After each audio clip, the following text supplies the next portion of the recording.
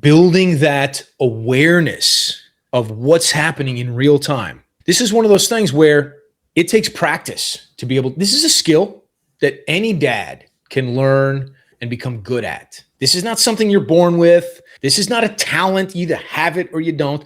This is a skill that you can learn and become good at and get better and better at.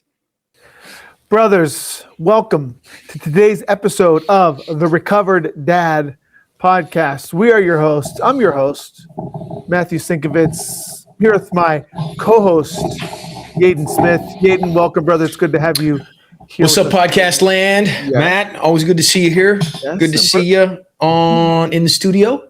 Indeed. Brothers, thanks for being here with us today. I know we got an action-packed episode chock full of recovery wisdom of the highest degree queued up for us here today. Yaden, what do we got going today, brother? That's a pretty high pedestal you're setting up for me to stand on. I'm feeling wobbly that high up, right? My center of gravity, I don't really have much room to move. But today, I was thinking about kind of where the conversation could go on this episode. And I got to thinking about how one of the biggest triggers of the emotional flare, right? Talking about one of the biggest triggers in my life, and I suspect for most dads out there, especially the dads who are married, if you're married, do not pretend that this doesn't happen to you, right? Now, maybe it doesn't, but it happens to me, happens to most married men I know. One of the biggest triggers, and the reason why I want to talk about this is, and how to navigate this situation is because, right, we've already talked on the podcast about the myths of porn, right? Men, the lies men tell themselves, like, my sex drive is high. I don't want to bother my wife. It's like, when the reality is men reach for porn as a pain pill. When their emotions flare up, when we get flooded emotionally, when we feel overwhelmed, when the story in our head goes crazy and we're feeling awful on the inside, that inner voice, that inner child, the inner addict is like, hey man, you can't survive like this. Yeah. You got to get some relief from all of this chaos going on. And we reach for the porn. Well, what if, I feel like one of those, what if there were a way that you could do this and be amazing? It's like, one, I don't believe you, Mr. Salesperson. I don't believe there is a way to get all of that. So, and two, I still don't believe you. So I'm not going to ask you guys out there, like, what if there were a way? I'm going to tell you there is a way. If we can identify, it's like this verse in Proverbs. A wise man identifies what's coming, identifies the danger and hides himself. The foolish, the simple, they just run smack into danger head first. Now, obviously, I'm paraphrasing, right? It's not exactly how it said. Definitely not what it says in King James. Not even the NIV. Maybe the Message is closest to what I just said. But you guys get the gist. It's like if we can identify those moments that we know are going to flare up those emotions, that's half the battle. We talk about emotional intelligence on the podcast a lot. Part of emotional intelligence, part of that equation is the awareness muscle. I call it a muscle because you can build that muscle. You have to train that muscle. You don't just build awareness by living another day, right? You have to actively and proactively train that muscle. So one of the biggest ways I get triggered is from my wife, and I'm kind of embarrassed to even say this out loud. My wife asking questions. And I'm not talking about questions like, hey, has anybody gotten the mail today? Or, hey, could you pick up carrots from the grocery store on your way home? No, I'm not talking about those questions. I'm talking about the questions that feel like I just have the interrogation lights shining on me and I'm being interrogated. Those kind of questions. One of the classic examples that happens a lot, well, not quite, maybe a lot is not the right word. My wife, comes home from a hiking trip that she goes on with her hiking buddies periodically. She'll get home and love my wife to death. God love her. I'm thinking like, hey, we haven't seen each other in, 2-3 days. Kids are like, it's going to be this warm Hallmark moment. Hey, good to see you. Welcome home. Yay. Everybody's so excited to see mom. Love, hugs, kisses. Everybody's so great to have you back. Right? You guys already know what's coming because that is not what happens. Wife gets home, walks in. What's going on over here? What's going on over there? Right? I can't remember if I told this story on the podcast, but like a few weeks ago, I was swapping out the headlamps in the family car, the family, beater that all the kids drive when they first get a license, Lincoln Town Car, just swapping out the light bulbs, the headlights. And my wife sees me doing this, and I'm thinking like, oh, yay! Thank you so much for getting this done. No. She says, hey, I thought so-and-so was helping you. My 15-year-old son. I thought 15-year-old son was helping you with this.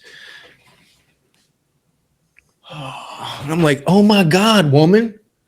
Can't you just say like, oh, wow, thank you so much for getting this done because I tried to get it done with your two oldest boys, our two oldest boys. And they dropped the ball. And now my amazing husband picked up the ball and is getting this done because he's a man and I love him. No, that's not how it went down. She sees like, oh, I thought 15-year-old son was helping Yaden. He's not here. What's going on? Does not compute. And immediately, I'm like, why am I being interrogated about where my 15-year-old son is? I don't know. I don't care. I'm out here getting stuff done.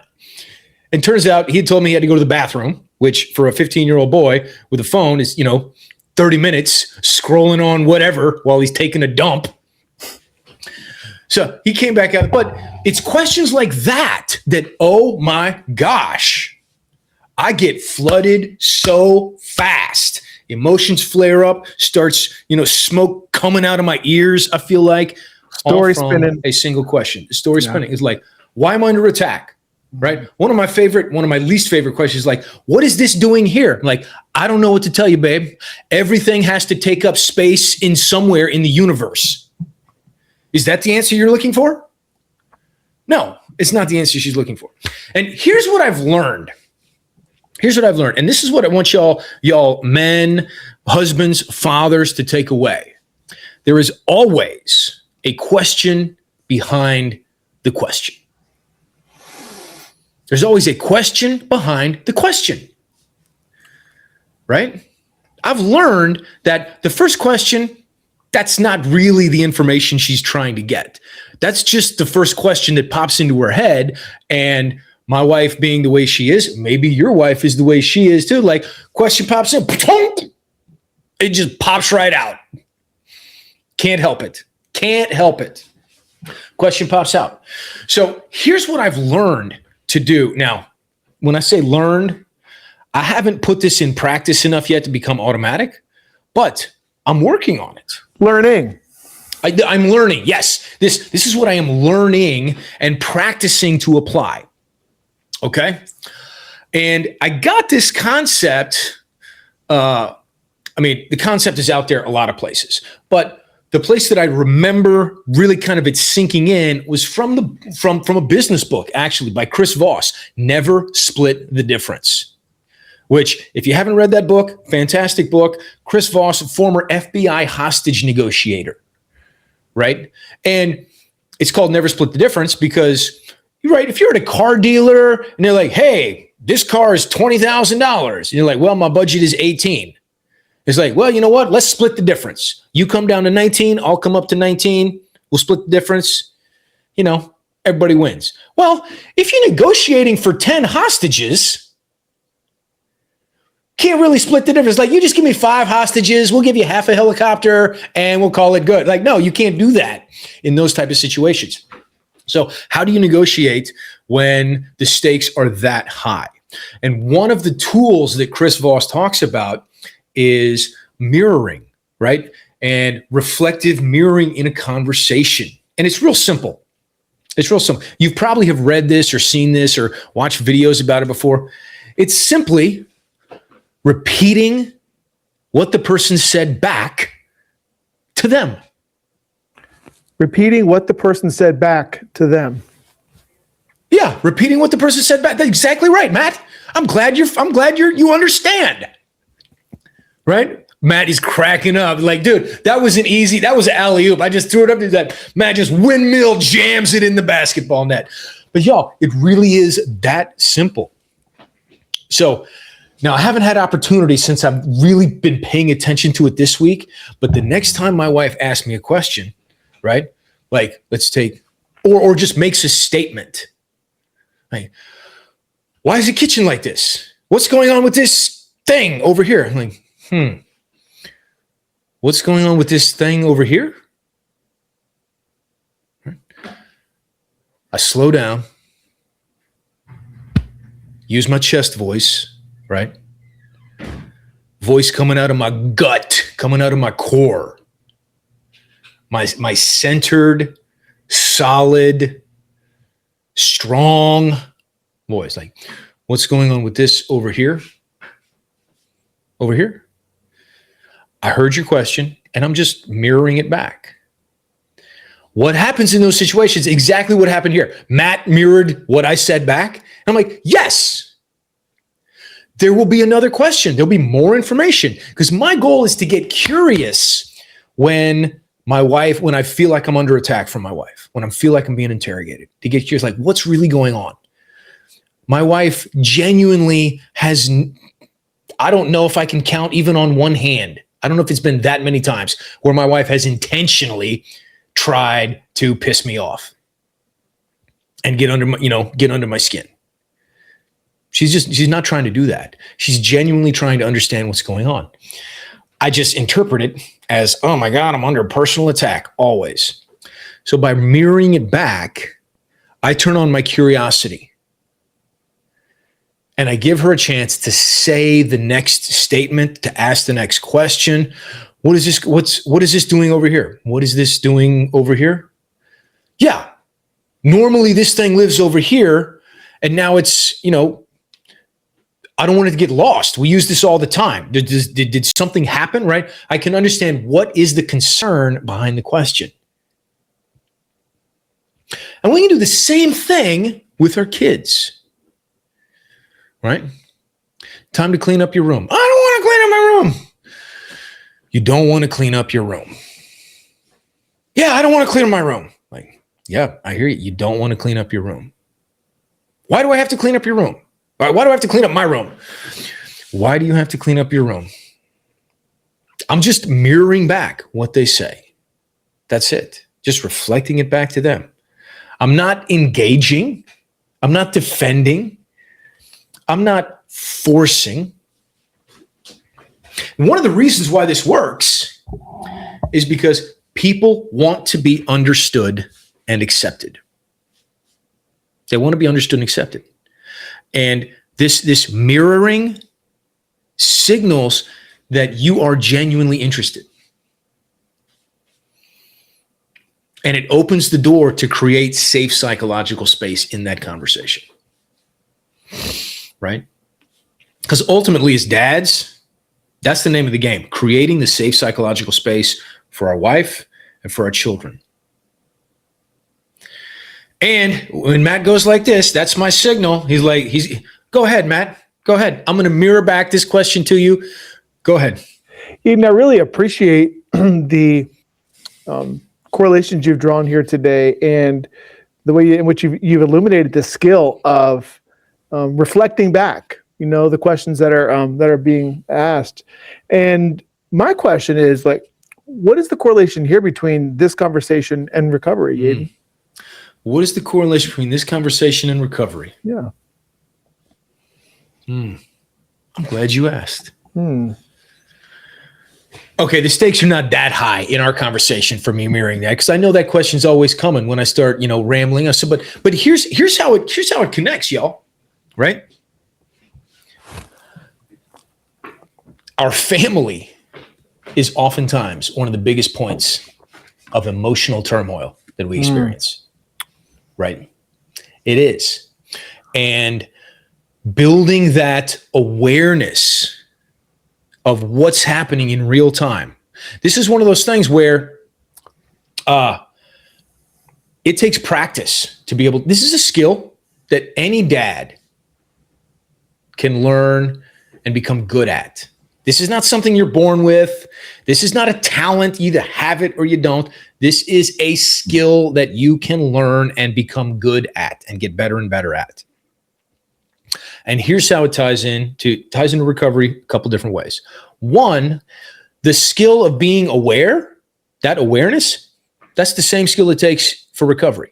Being aware of what are the emotions going on internally? What is the story in my head? This is just my emotions. This is just the story in my head, right? On other episodes, we've talked about building that awareness. I was like, oh man, I really want to use right now, but what's really going on? I'm reaching for the coping mechanism of porn, but it's really because, like last episode, I think we were talking about, I'm tired. What's really going on is I'm exhausted, and I'm reaching for because I'm exhausted and I'm feel depleted, and I know I'm going to get a dopamine hit. I'm going to get an adrenaline hit. I'm going to get a surge of energy, and I'm going to be okay. Yep. Right? Building that awareness. And I'll tell you, for me, building that awareness around recovery has given me the capacity to change how I interact with my kids, change how I interact with my wife. Because, right, just like is really not about sex, it's about pain and reaching for a pain pill. Recovery and my interaction, right, how my interaction with my wife, I mean, one, sex is better because I don't have this dark cloud of hanging over me. But two, just every interaction with my wife is better because I've built this skill, I've built this muscle of being aware of what's really going on with me. What's really going on? It's like, oh, I feel like I'm being interrogated. History would indicate I'm never being interrogated. My wife is always genuinely trying to get information that her brain says she needs. So how can I help her get the information that she really wants without taking this personally? How can I help my children take the next step in whatever they need to be doing without taking their tantrum fit personally? Right? Like, we just got a text message. It's cleaning day here at our house. Everybody has to clean up the rooms today. And of course, what does my 10-year-old daughter say? What? Nobody told me. I'm like, and I'm thinking, like, this is not a surprise. This happens periodically all the time. Right. And I knew you were going to get pissed off whether we told you today, last week, Sunday. Like, no matter when you learn about, hey, cleaning day's coming, you're always pissed off. So I'm not taking it personally. I did push back a little bit. Like, this is not a surprise. It happens regularly. And she's like, shut up, Dad. I'm like, rude. And I know my daughter is not being intentionally mean. She's just having a reaction because she's 10. And let's be honest, nobody likes picking up their room. Nobody does. And if you do, I'm going to call you. It's like, come over to my house. Come over to my house. I got work for you. So, Matt, that's how it all kind of connects, where the reflection, the mirroring, this skill of just reflecting back what somebody says, what somebody asks. But that skill is only kind of available for men to develop if they can practice it outside of real ammunition, real live ammunition, right? For me, I have to practice this stuff. And that's where my recovery habits have given me the opportunity. The core four: reading, journaling, exercise, meditation. I'm constantly working on myself on the inside to understand where the drive for comes from, what I actually need when that sense pops up. It's like, oh man, I'm feeling the pull. Okay, what do I actually need? What's really going on? And that skill of feeling that pull and trying to evaluate what's really going on, that's the same skill that I need when my wife asks me a question. And I'm like, oh, I feel like I might need to go on defense. I need to punch back because I'm under attack. I have to defend myself. Like, no, what's really going on? What's really going on? And how can I respond? Can't really think your way out of this either. You have to feel your way out of it. You have to experience those emotions, navigate through them. Yep.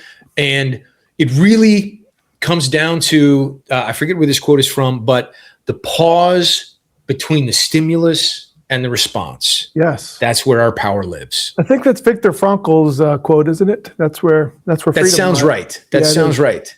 It's like building space for that pause. Yeah. Which the recovery work has given me that skill of the pause. Yes. There we go, bro.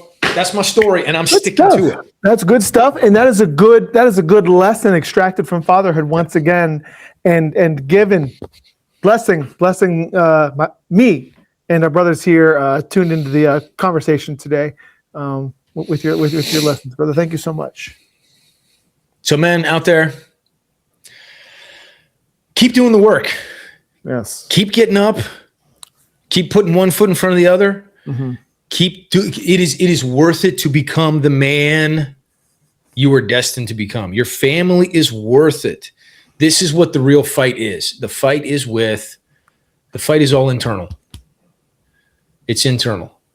It's enduring those uncomfortable, those painful emotions, sitting with the story, figuring out what do I really need, and taking the next step, getting back up when we fall down. Yep. If you want more information, if you want to connect with us, right, check us out on the website, therecovereddad.com. You can find us on social media, follow us, shoot us a message. If we can help you on this recovery journey, that's what we're here for. In the meantime, keep on keeping on. Peace. Thank you, brothers. Power. Boom. We'll see you in the next episode. Noble Men.